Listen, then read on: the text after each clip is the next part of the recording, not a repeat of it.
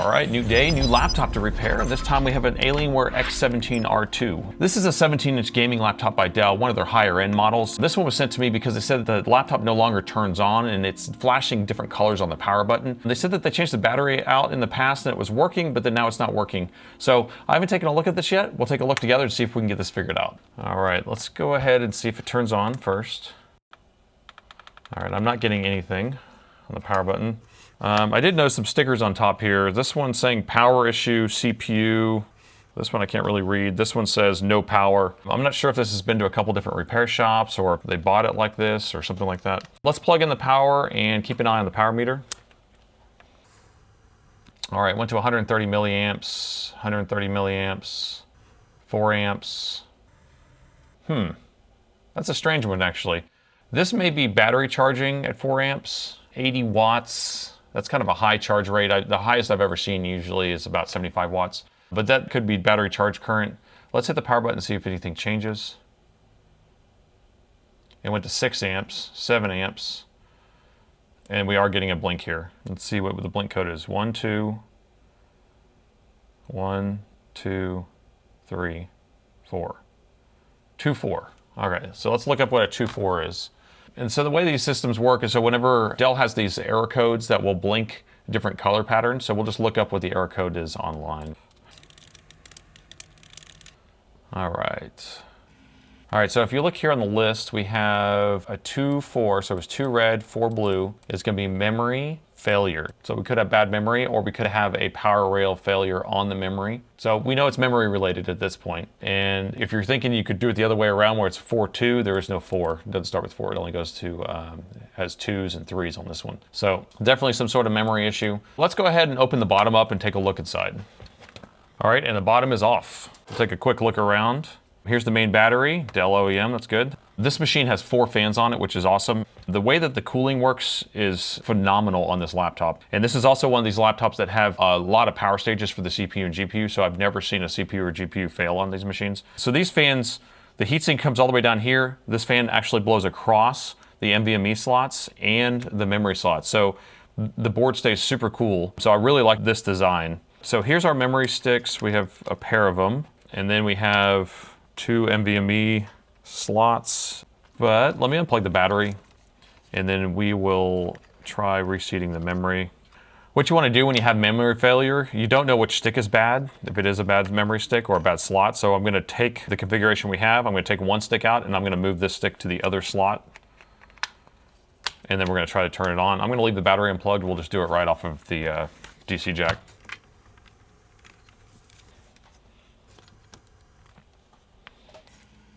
All right, we do have our power light. It is pulling 3 amps. Without the battery plugged in, then we're going to be pulling less amps because remember it's pulling about 4 amps just to charge the battery. So 328, we're going to give it a little bit of time. It's going to be a little bit of a CBOS reset. So whenever we took all the power out of the system, it will reset the BIOS, so that takes a little bit longer. All right, so we are getting a blink code now. Let's wait for it. 1, 2, 1, 2, 3, 4. So we're still getting a 2, 4, and that is with that one stick of memory that we moved to the other slot. So now we need to do the other scenario, which is where we take this one out, and then we'll put the other one back in, but we're going to put it in the opposite slot that it was in. So that way we did all the memory combinations, because we're trying to determine if the slot's bad or the memory stick's bad. And the odds that both are bad isn't very likely. All right, so we are getting an error again. 1, 2, 1, 2, 3, 4. Okay, that's a strange one. So if we're getting 2, 4, and we did all the combinations, there is a chance that we don't have any voltage. We may have a bad power rail on there, but let's unplug the memory altogether and see if the error changes. Because we should actually get an error that says memory not installed, which is going to be a 2, 3. So now we'll look again. 1, 2, 1, 2, 3. Yep. So it is detecting that we remove the memory out of there. DDR5 is an interesting breed here. If we take a look at the way the DDR5 is set up, The laptop will actually supply 5 volts to this memory stick, and then it has the electronics on there to convert and create its own little power rails on there. But I think that they also do send some other power signals there. So there is a chance that we have multiple power rails that are powering the memory sticks, and maybe one of them are missing. So we do have one in there that actually is allowing it to detect that the stick's in there, but maybe it's not powering the entire stick. So let me take off this memory cover. We're going to put this back in, and this time we're going to turn it on, and we're going to measure some voltage on the memory stick itself. I just want to see what voltage we're getting. See if I can get this thing to turn on. All right, so it's pulling 3 amps. So now let's measure some voltage on the memory stick. I want to see what voltages we have here. We got 0 volts there, 5 volts there, 1.8 volts. So we have a 1.8 and a 5 volt, 5 volt. All right, so let's look at the memory itself. 1.8, and some of these aren't on. 1.8, so it looks like, does this run at 1.8 volts? I know DDR4 ran at like 1.2 volts, and it had some 3.3 and some 2.5. So this has 1.1 there. I mean, it's funny, I am seeing voltage throughout. Let me grab one of my test sticks of memory just to rule that out, because at this point I'm not really sure what's going on. Let's grab a test stick of memory. All right, so with our test memory in there, we are getting a 2.4. So we're still getting a 2.4, so same result. So it's definitely not the memory, but there is something that is not getting communication. Now, I wish I knew the exact story on this, because when they're vague like this, where they say, doesn't power on, power button flashes, they replaced the battery, and then it worked until it stopped. So I don't know if they replaced the battery and it worked for 2 years, or they replaced the battery and then it only worked for 2 days. I don't know. So sometimes that type of description doesn't help very much. But we want to figure out, like, you know, if we're using our clues and saying, okay, well, they had it apart and they installed a new battery, what did they do when they installed a new battery besides just unscrewing it? Did they mess with any connections, or did they change out something? I mean, I could see that something's, like, there's Kapton tape on this. You could see that the LCD screen's been unplugged at some point. So I know that this machine's been taken apart. So does it mean it's been in another repair shop? Also, here's a screw for the fan. Does that mean that someone had taken it apart? It looks like it to me. So without that extra details, you know, that doesn't really help me. They're just saying it doesn't work, because if this is just like a failure, it makes it a little easier to say, okay, well, the machine was working and then all of a sudden just it died. Well, then it's usually something easy to find. But if it's one of these situations where a customer took it apart and they were changing stuff or fixing stuff or something, I changed my battery and then I wanted to change my thermal paste or something like that, but they're not putting that detail in there. They could have actually damaged something, and that's a little bit harder fault to find because, you know, I don't have that extra detail. So I think the next plan of action at this point would be to actually pull the board out so we can do a physical inspection and then we can look over the whole board. So let's go ahead and do that. Yeah, I'm pulling this board out, and then it's definitely been taken apart. The bracket that holds this LCD ribbon cable in is not even there. It's been ripped off. So I also see a gouge here in the heatsink and fan. That's probably just a slip screwdriver, or maybe they're trying to pry something up. I don't know. I'll continue taking this out. All right, and the motherboard is out. One thing that I'm going to want to do, because we're trying to figure out if we're going to get rid of this 2.4 error, is I need to pull the power button so we have something to plug into so we can still see the flashing light, because we're going to be working on this on the desk here. So let me get that power button pulled out too. Now we have the power button also. I'm going to set this stuff aside. And we're going to do a physical inspection real quick. Let's start on this side, and then we'll have to flip it over and take the heatsink off. Okay, here's the battery connector. What we're going to be looking for is something that's physically damaged, most likely, because I'm thinking that they probably damaged it opening it up. What's this? Look at this. See, there's stuff going on here, and they're just not telling me everything. I mean, that just may just be where they're measuring, because this right here is the 19-volt power rail, and this is ground up here on this metal part, so they might have went like this. Pop, pop, something like that. You can see these inductors have some scar marks on it from the explosion. Because the way this works, this is the DC jack plugs in here, 19 volts is here, comes through these inductors, goes through these MOSFETs. These are protection MOSFETs that will turn off power to the board. We know that these are working because we are getting the power lights to come on. It is pulling current. And then it goes through a current sense resistor, and then we have another set of MOSFETs. And then here's some more inductors before it goes into some more current sense resistors. That's why I was saying this machine is actually very well developed, and it has a lot of protection in it. So I haven't seen a lot of of these boards failing in the way that Alienware's used to fail because of the CPU or GPU failing. Although even those, they fail after like 7 years or 8 years, which, you know, to me, that's actually pretty good run, depending on how much gaming they've done or if they've cleaned the fans or something like that. So let's keep looking around. We're just taking notes of different things. I can assume that somebody's been trying to fix it, and that's why we have a spark here. They're just taking measurements. And so maybe this is all post after it stopped working that they took it apart. Let me take this cover off.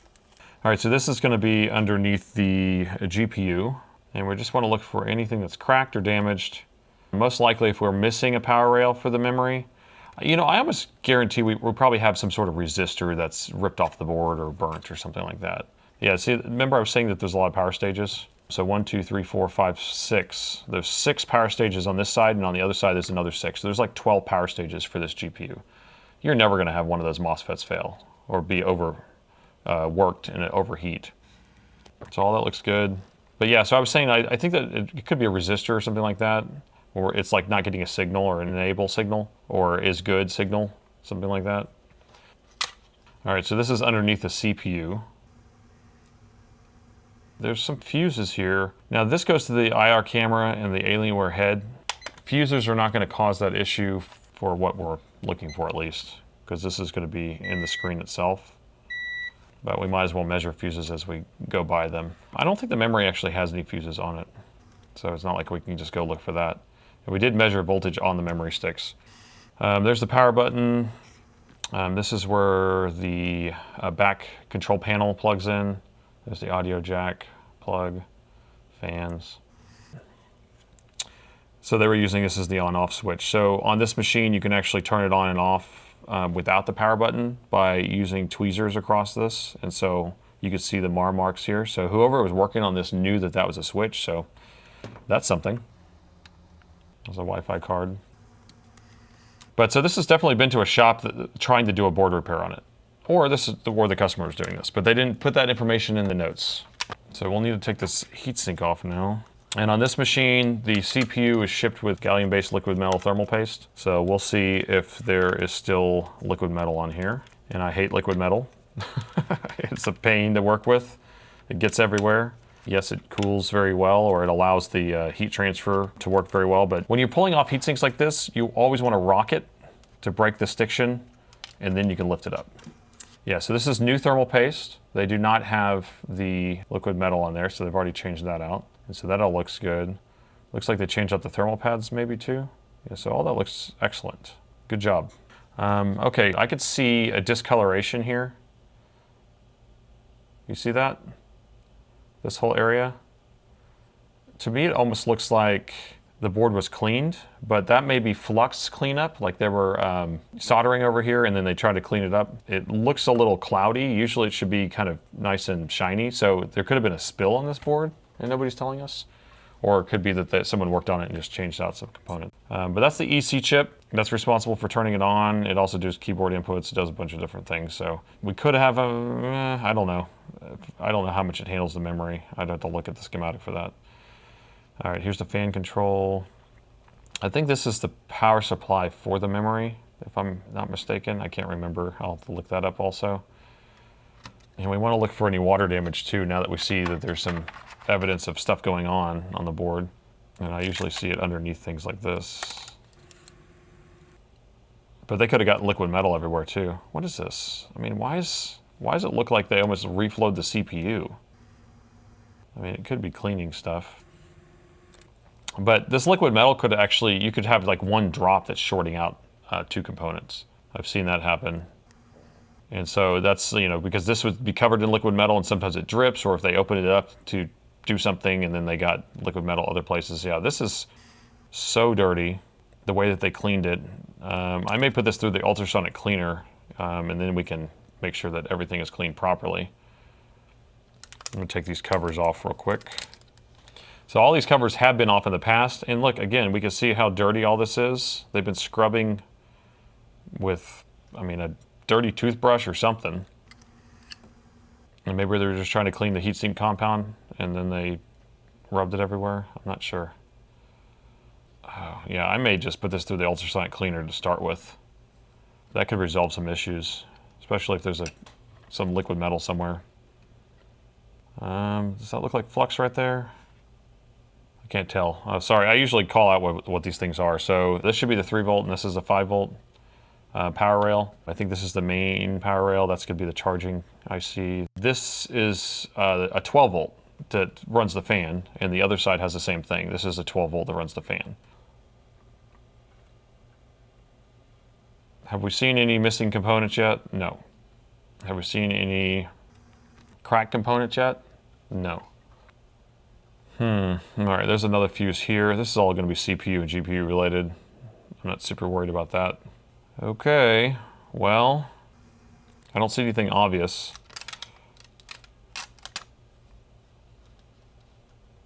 But I want to put this through the ultrasonic cleaner first before I mess with this, because it actually could fix itself. There could be something shorting out 2 components that we're not noticing, especially like 1 drop of liquid metal. So for instance, a drop of liquid metal could just be like one of these little dots, and these are all test points, but we just may not notice that it's actually shorting out 2 components. You know, and I'm starting to think, okay, so the note says battery was replaced by my Dell repair tech and it worked until it stopped. So I wonder if they said, hey, can you upgrade my battery or change out my battery? And then while you're at it, can you change the thermal paste? I wonder if they took the whole thing apart and put it back together, and then it worked for a little while and then stopped. So there could be a piece of liquid metal somewhere or something that is slowly bonding together. Here's what I'm gonna do. I'm gonna heat up my ultrasonic cleaner, and then I'll put it through there real quick, and then we'll be right back. While the ultrasonic cleaner is warming up, I was just looking around the board some more. Here's around the CPU. All right, here's the CPU. And look at all this. I'm not sure what this moisture is. You can even see a run right there. I don't know if it's when they were cleaning it, but I guess there's a chance that they could actually have some liquid metal under the CPU if they had it running. I can't wipe this stuff off. What is this? I'm gonna try to alcohol it off. Okay, that came off fine. So I'm not sure what this stuff is, but I don't like it. I don't like what it looks like. I don't like that it's running everywhere. I don't like that's coming out from underneath the CPU. Does this mean that they got liquid metal on the board and then it got under the CPU or on there, and they were trying to clean it desperately and they dumped alcohol under there? I mean, it's coming out all the way around it. Look, it's like a spill coming out of this thing. And it wipes right up with alcohol, so I'm not sure what it is. And then there's all these little metal flakes here. I mean, look how... This is all hard. It's like flux. It's totally like flux. So yeah, I want to get the whole story on this. So I have that ultrasonic cleaner heating up right now. When we run it through there, this should clean all this up. It should look brand new. I mean, I would love to know what this person did. And is this stuff conductive? I mean, these aren't shorted out or anything. Anyway, I don't know. I'm pretty disturbed by what I'm seeing. I don't really know what it is, and it's probably the cause, and we may not be able to fix this because, again, someone else tampering with it makes it a little harder to be able to identify a issue. If you have a problem with your machine, just send it to somebody who knows how to fix it.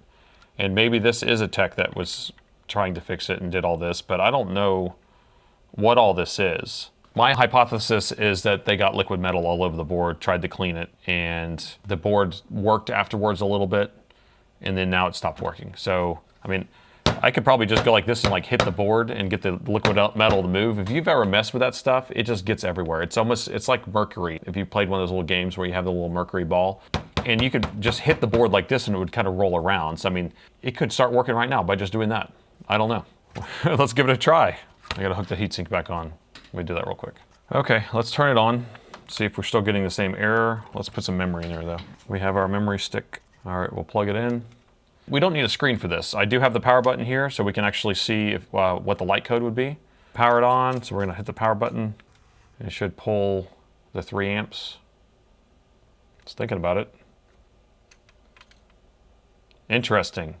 Interesting.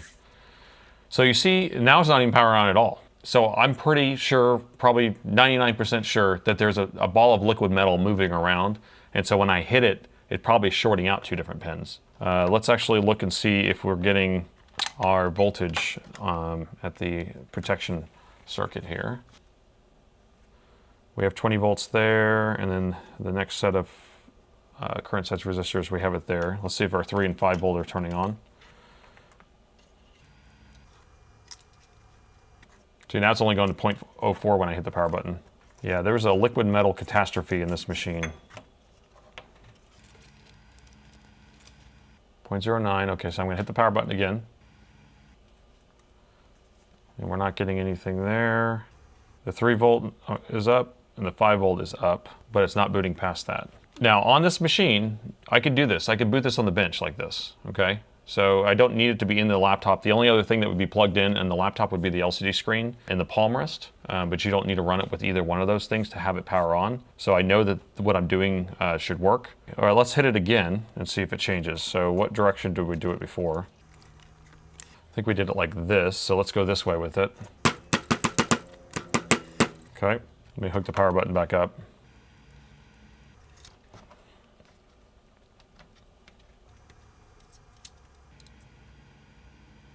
Nope, still not getting it to boot past that. So what is the cause of that? What would make it not work at all now?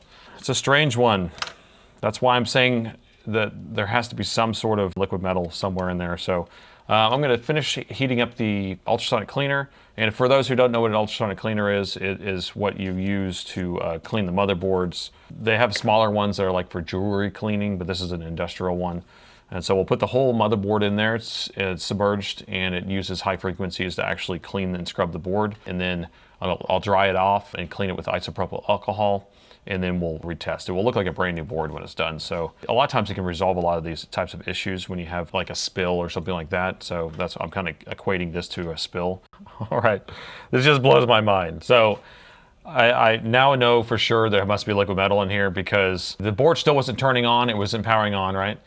I went like this and just did like a nice big bang on the counter here. That way I can put some shock into it, so whatever's in there will move. And now the board turns on. Check this out.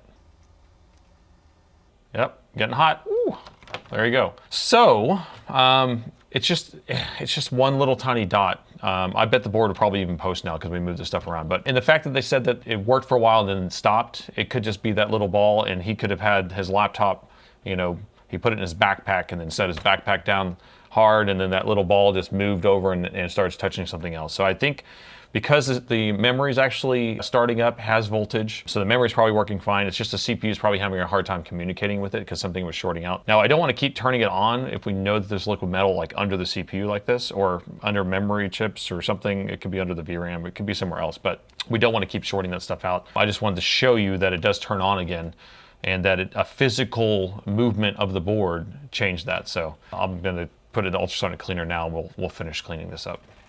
I have the board inside the ultrasonic cleaner right now. And I've just done one side. The board's a little big for this one. It's made for the longer boards. And so I just need to do one side at a time. And so now I'm gonna rotate it. And then we'll put it in for another 2 minutes. And then I gotta flip the board over after that. Put this in here for a total of 4 times, and this will clean the board completely and it will make it look brand new. All right, I got the motherboard out of the ultrasonic cleaner. I gave it an alcohol bath, I dried it off, and so it is nice and clean and looks almost new. So the question is, does it work? So we'll just quickly boot it on the desk here, and then we'll reassemble. You know, if it does have that liquid metal ball just moving around, I hopefully got it out of there. So let's see, is it gonna pull any current?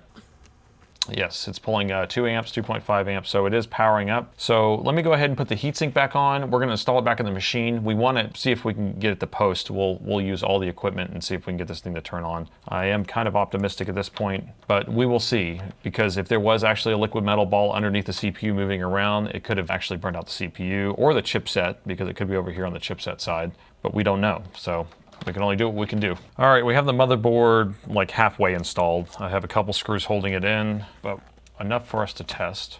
All right, keep an eye on the power meter.